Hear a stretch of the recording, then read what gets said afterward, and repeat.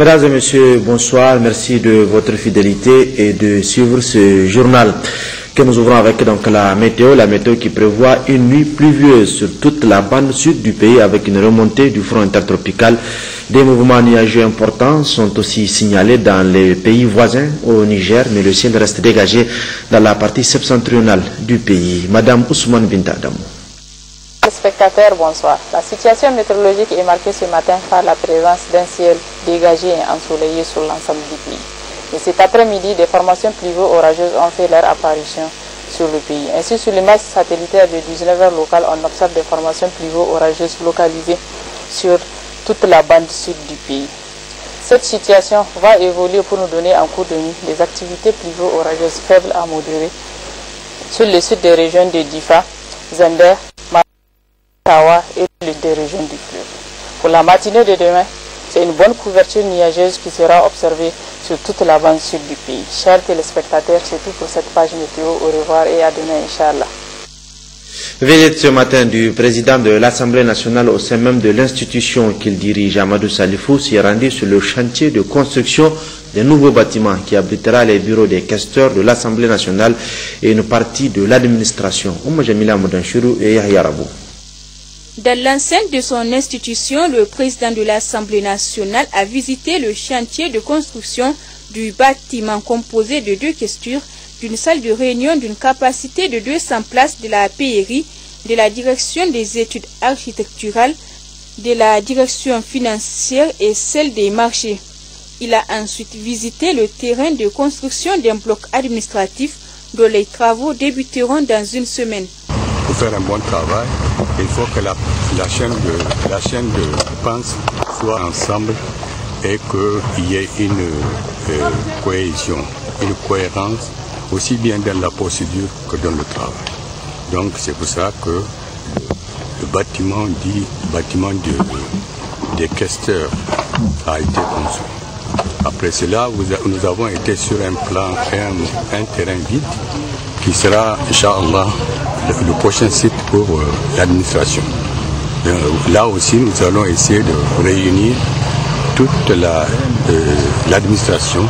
Ce bâtiment des questures dont les travaux ont débuté en janvier 2015 et à près de 80% d'exécution. Il sera finalisé dans 3 mois selon les prévisions de l'entrepreneur. Au terme d'une mission de 6 jours qu'il vient d'effectuer dans la région d'Agadez, le ministre de la Défense nationale, Khadija Mamadou, fait le bilan des visites effectuées dans les différentes casernes de la région. Moussa Efaleh et Malik Abdurrahman ont recueilli ce bilan. Effectivement, nous venons de passer quelques jours en zone de défense numéro 2. Nous avons pu constater l'immensité du territoire et surtout son austérité et certainement sa rudesse.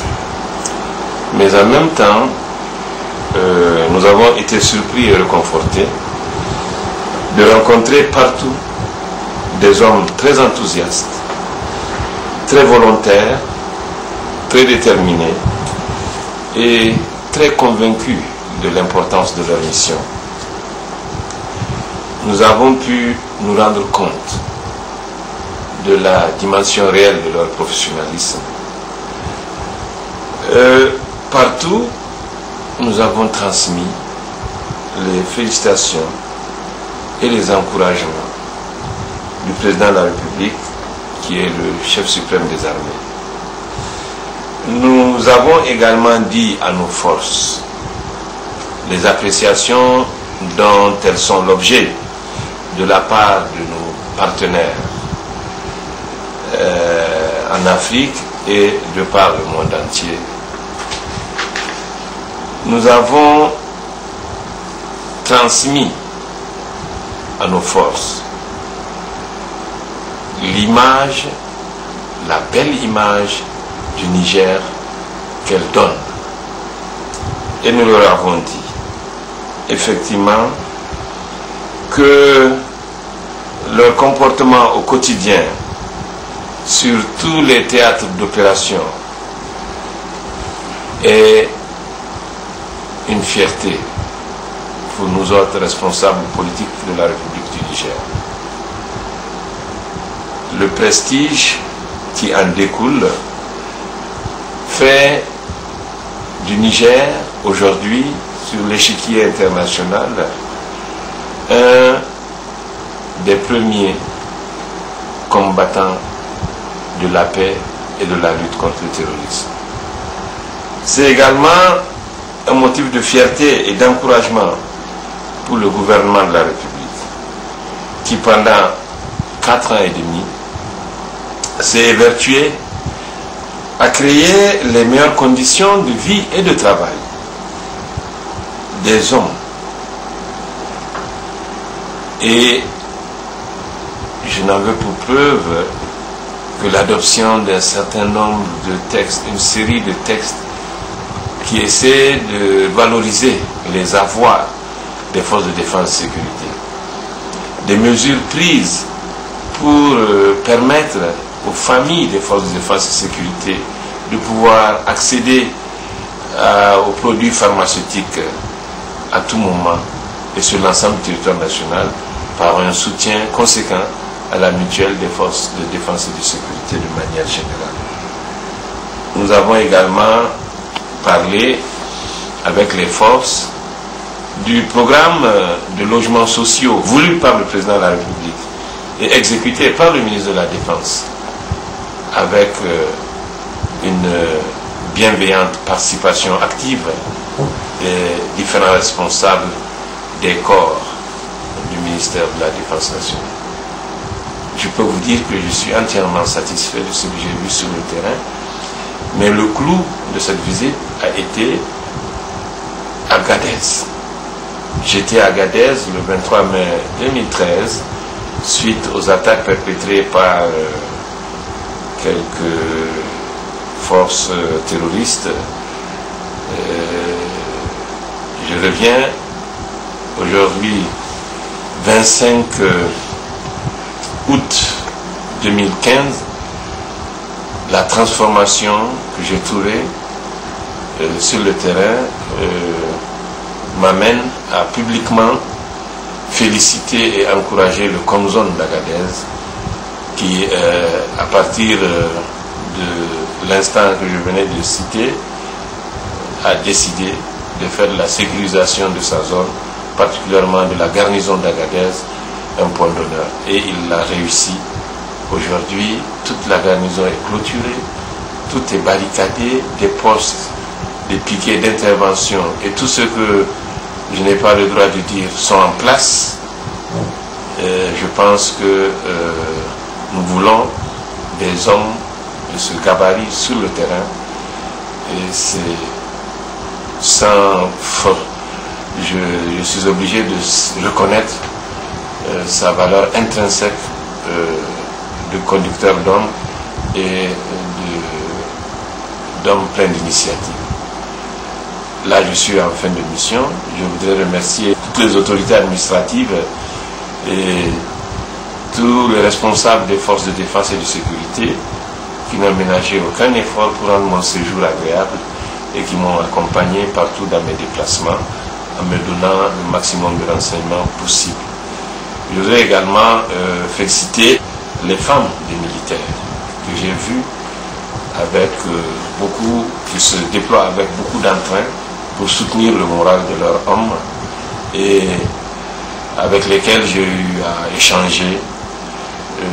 J'ai pris acte des différents problèmes qu'elles m'ont posés et Inch'Allah, nous allons dans la mesure du possible essayer de trouver des solutions à ces problèmes.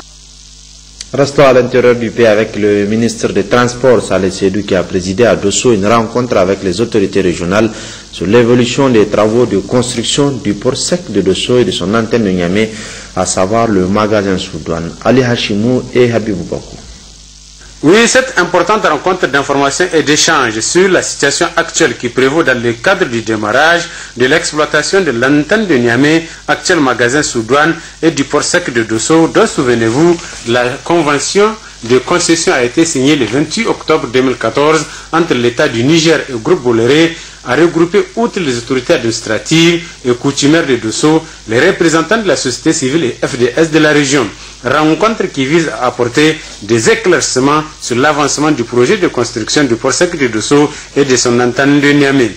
Dans son mot introductif, le gouverneur de la région de Dosso, Abdoulaye Issa, a fortement apprécié cette noble initiative du premier responsable en charge de la question des transports dans notre pays et surtout d'avoir effectué le déplacement malgré son calendrier très chargé. Dans son adresse, le ministre des Transports a apporté des éclaircissements sur les points saillants, objet de cette présente rencontre de Dosso, à savoir la convention de concession du port sec de Dosso et de son antenne de Niamey, les grandes lignes de la convention de concession, les actions réalisées, les avantages liés à la réalisation du port sec et surtout les problèmes de tarification. Les participants ont également intervenu pour poser plusieurs questions d'éclaircissement auxquelles des réponses appropriées ont été données. En conclusion, le ministre Saleh Seydou a rassuré la population de Dosso qu'au vu de la volonté politique ferme et l'engagement sans faille des autorités de la 7e République qui font du port sec une de leurs priorités, vu la signature par le gouvernement du Niger avec le groupe Bolloré le 13 août dernier de la convention sur la réalisation du chemin de fer et surtout la compréhension entre les différents acteurs intervenant dans ce domaine, le projet de construction et équipement du port sec de Dosso sera Inch'Allah concrétisé. Reste seulement aux uns et aux autres d'avoir une seule chose à l'esprit, que la population de Dosso fonde beaucoup d'espoir sur le projet du port sec qui constitue pour le moment une chance unique à son genre pour développer l'économie d'une région qui ne dispose ni de pétrole, ni de minerais précieux, encore moins de l'or. Attends par ailleurs, les animateurs de radio communautaires des stations régionales de l'Office de radiodiffusion et télévision du Niger, ORTN, sont depuis ce matin à Konni en formation des formateurs. C'est le ministre de la Communication, Yahouza Sadissou, qui a présidé la cérémonie d'ouverture. Sandanatahi et Lawalisini.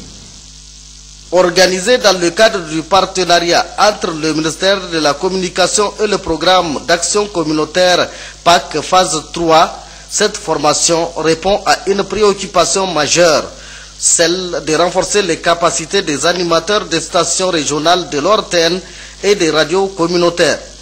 Ces instruments privilégiés de promotion de développement à la base ont besoin de cette formation, surtout qu'ils font face à de multiples difficultés qui ont pour nom la vétusté du matériel de production et de diffusion, le manque de locaux adaptés et l'insuffisance de professionnalisme des agents chargés de les animer. Procédant à l'ouverture de ces travaux, le ministre de la Communication, chargé des relations avec les institutions, Yahouza Sadissou, a salué cette initiative du PAC 3 qui vise à amener les animateurs des radios à jouer leur rôle prépondérant dans la lutte contre la pauvreté et la promotion du développement humain.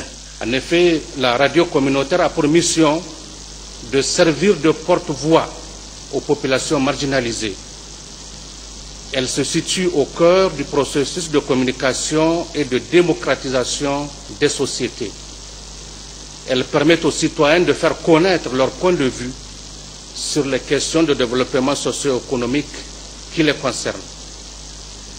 La radio communautaire amplifie les efforts de développement des populations du fait de sa grande capacité à faire partager en temps record des informations essentielles concernant le développement dans un rayon bien déterminé. Mieux, si les animateurs sont bien outillés, a indiqué le ministre Yahouza Sadissou, ces radios peuvent être mises à contribution pour créer des opportunités économiques, augmenter les rendements des agriculteurs et améliorer l'efficacité des communes en facilitant la mobilisation des ressources internes, en renforçant la participation des citoyens, y compris les couches marginalisées, aux prises de décisions d'intérêt national. En un mot, ils sont des instruments de mise en œuvre du programme de la Renaissance, de l'initiative 3N et de la décentralisation. À noter enfin que ces travaux se dérouleront sous forme de présentations et des échanges entre les participants, les cadres du projet et le directeur des radios communautaires Amadou Boukari. Au niveau de la capitale, le conseil technique du directeur général des impôts, l'expert français accrédité au Niger depuis près de 4 ans, Christophe Malmont, a été décoré chevalier de l'ordre du mérite du Niger. Il a reçu sa distinction des mains du ministre délégué chargé au budget, Nana Maria Moutari et Youssouf Samel. En 4 ans de collaboration, notamment dans la mise en œuvre du projet civisme fiscal en tant que conseiller technique du directeur général des impôts, Christophe Malmont a su apporter son expertise et son assistance au Niger et au cadre de la direction générale des impôts, poumon de l'économie du pays. C'est pourquoi il a été fait chevalier de l'ordre des mérites du Niger. La maîtrise des risques sur les projets civisme fiscal qui concernent 4 structures: la Cour des comptes, la Direction générale des impôts, la Direction générale de la douane, la Direction générale du trésor public et de la comptabilité. La formation continue du personnel à travers l'appel d'experts français pour la formation de 22 cadres de la Direction générale des impôts en fiscalité pétrolière, etc. etc. Au total, ce sont plus de 200 cadres de la Direction générale des impôts qui ont bénéficié des formations continues au titre du premier semestre de cette année avec l'appui combien important de la coopération française. Au nom du président de la République et en vertu des pouvoirs qui nous sont conférés, nous vous faisons chevalier de l'ordre des mérites de la République du Niger.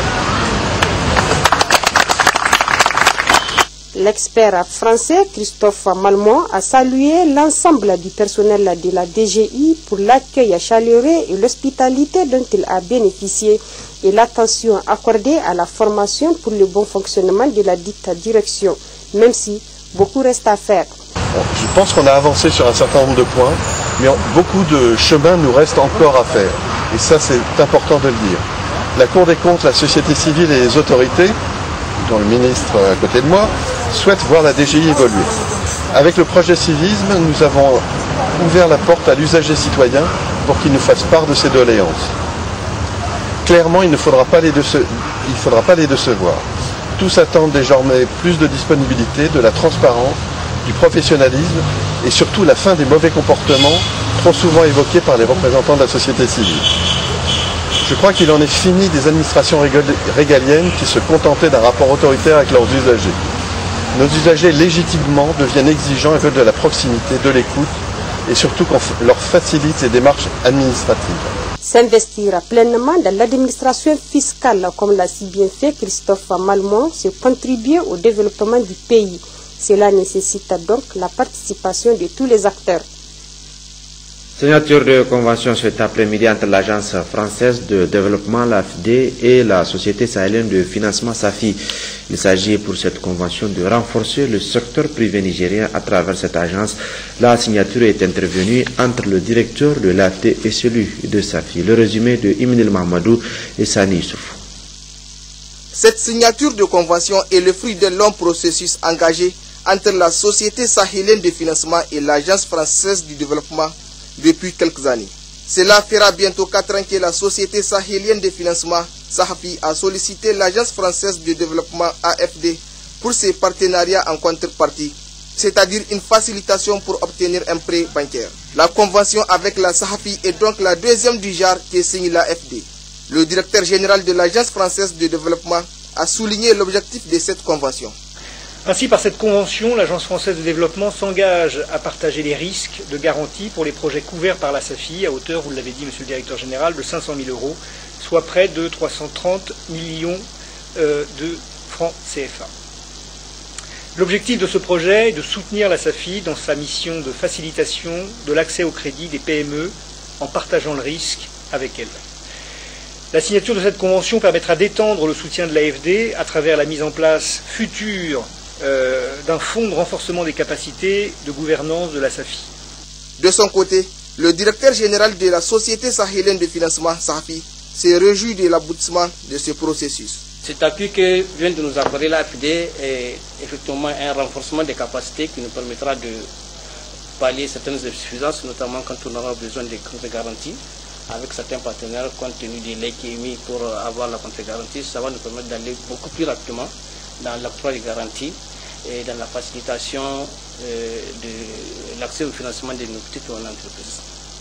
La SAFI, premier fonds de garantie nigérien, dont le rôle dans la facilitation de l'accès au financement n'est plus à démontrer, constitue un partenaire de choix pour l'Agence française de développement afin de mener à bien cette première expérience pilote avec les fonds de garantie nationaux. Le comité de dialogue interreligieux de Niamey a animé une conférence cet après-midi à Niamey. Le thème de cette conférence est la responsabilité des jeunes religieux dans la promotion de la consolidation de la paix. Nous vous proposons quelques interventions lors de cette rencontre de portage. Le fait que les gens soient différents ne doit pas les inciter à s'éloigner les uns des autres. Au contraire, cette différenciation de peau, de couleur, de langage, de pays, de tribus, de traditions, tout cela, Dieu dit qu'il l'a voulu pour permettre aux gens d'aller se rencontrer. Donc, ça interpelle encore une fois notre jeunesse qui aujourd'hui voyage, se voit même au péril de leur vie. C'est une ouverture que l'islam fait, c'est une forme de dialogue que l'islam fait avec les autres religions. Donc, de là même, la sacralité de la vie est une forme de dialogue que l'islam impose. On trouve la même chose dans la Bible. La vie humaine est sacrée. On trouve la même chose aussi bien dans le Coran que dans la Bible. Donc, Allah dit dans la Sourate 5, verset 33, je cite, « Quiconque tuera une personne, à moins que ce soit parce que cette personne avait tué quelqu'un, ou fomenter le trouble sur la terre, ce sera comme s'il avait tué l'humanité entière. » Le maintien de la paix, c'est une responsabilité vraiment collective pour que les jeunes puissent se l'approprier. Faites tout pour faire revenir la paix et la sanctification, c'est-à-dire de vivre dans la sainteté. Parce que sans cette paix, quand il n'y a pas de paix, qu'est-ce qui va se passer? Les gens vont se mettre à se massacrer les uns les autres. Et là, il n'y a plus de sanctification. Et Dieu dit, tant qu'il n'y a pas la paix, tant qu'il n'y a pas la sanctification, la vie dans la sainteté, dans la pureté, nous ne pouvons pas voir Dieu. Et je crois qu'en tant que religieux, nous avons tous besoin de voir Dieu. Si un religieux n'espère pas voir Dieu, je crois qu'il a déjà raté. Nous avons tous besoin et nous avons tous cet espoir un jour de rencontrer Dieu et d'être dans son paradis. Et c'est pourquoi nous sommes des religieux. Alors, cela est important et en ce sens où la parole de Dieu nous exhorte donc à rechercher la paix avec tous. Avec tous. Ce n'est pas la paix entre les chrétiens seulement. Ce n'est pas la paix seulement entre nous, mais la paix avec tous. Il dit la paix, rechercher la paix avec tous. À l'intérieur du pays, retour donc dans la région de Zender où la patrouille mixte des forces de défense et de sécurité opérant dans cette région vient d'appréhender un réseau de malfaiteurs qui sèment la terreur au nord de la région. Recherché depuis longtemps, un important lot de matériel et équipements transportés dans 2 véhicules tout-terrain Hilux de marque Hilux ont été saisis avec les malfrats. Grabamaman Kabiru pour le plus de précision avec Ali Abou. À travers cette prouesse inédite, ce véritable coup de maître œuvre de la patrouille mixte des forces de défense et de sécurité opérant dans la partie septentrionale de la région de Zender, une action pleine de professionnalisme, couronnée de patriotisme sans équivoque, de ténacité et de sagacité. C'est tout un règne ponctué de braquages, crimes odieux, pillages, embuscades et attaques à mains armées par ces individus sans foi ni loi, bandits de tout acabit, qui vient comme un feu de paille d'aboutir à son déclin. Et c'est après moult tentatives, bravant toutes sortes d'adversités sur ce terrain hostile, que ces héros, après échange de tirs nourris, ont pu avoir le dessus sur l'ennemi et ont trouvé refuge au niveau de la brousse de Tigidi, commune rurale de Tenehia dans le département de Tanout. Au total 7, composant ce réseau mafieux, 3 blessés sont admis à l'hôpital national de Zander. Les 4 autres ont été présentés ce jeudi au gouverneur Kalamoutari avec le butin saisi au cours d'une cérémonie à laquelle étaient présents les différents responsables des forces de défense et de sécurité, cérémonie ayant donné au gouverneur de Zander l'occasion de réitérer sa profonde gratitude aux éléments des forces de défense et de sécurité qu'il a tenu à encourager et à exhorter à poursuivre dans cette voie on ne peut plus salutaire. Nous avons demandé de venir ici pour vous dire de vive voix merci pour le travail que vous avez fait.